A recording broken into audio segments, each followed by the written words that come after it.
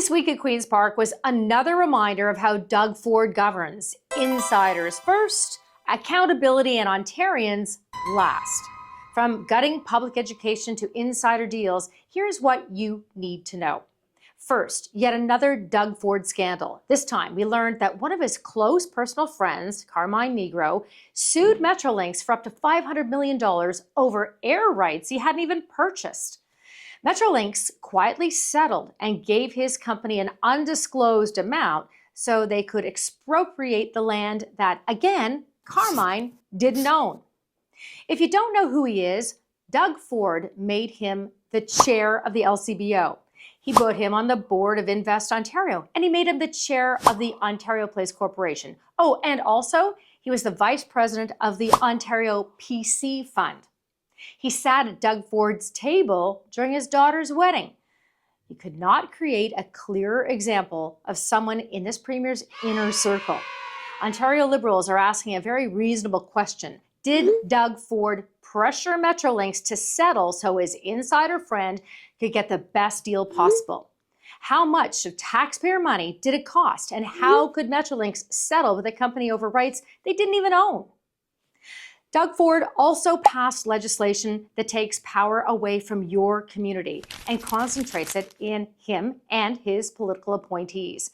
Bill 100 effectively cancels elections for nearly 5 million Ontarians by letting Ford handpick regional chairs. So if you're one of the 5 million Ontarians that live in Peel, York, Durham, Halton, Niagara, Waterloo, Muskoka, or Simcoe County, you have no say over who runs your region.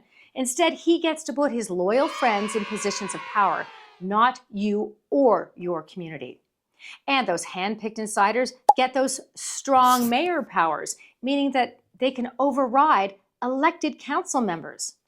Then there's Bill 101, their education bill. Doug Ford is coming for our schools, make no mistake. This bill strips school trustees of their powers and hands it to unelected CEOs who answer to Ford and his elitist education minister, Paul Calandra. But what doesn't it do? It doesn't lead to smaller class sizes, resources for special education, or tackling the mental health crisis in our schools. Their track record is clear. It's power being taken away from voters, parents, and communities and straight to the Premier's desk. If that weren't enough, this government also passed its biggest attack on freedom of information laws in Ontario's history. Doug Ford's Conservatives permanently removed the Premier, ministers, political staff from freedom of information access and made those changes retroactive.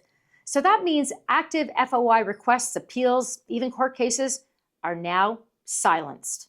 And why? Because journalists were getting too close to the truth. Ontario Liberals forced a vote to restore transparency. Every single Conservative voted against it.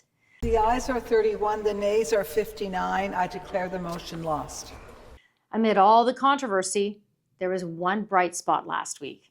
My colleague MPP Ted Hsu passed his bill through second reading, Robbie's Legacy Act. This bill honors organ and tissue donors and recognizes the life-saving impact that they have on families across Ontario. It allows donors to be named and honored through memorials and tributes in hospitals.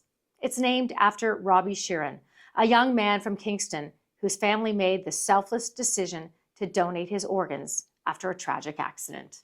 That's what we are fighting for: accountability, transparency, and a government that works for the people, not the insiders.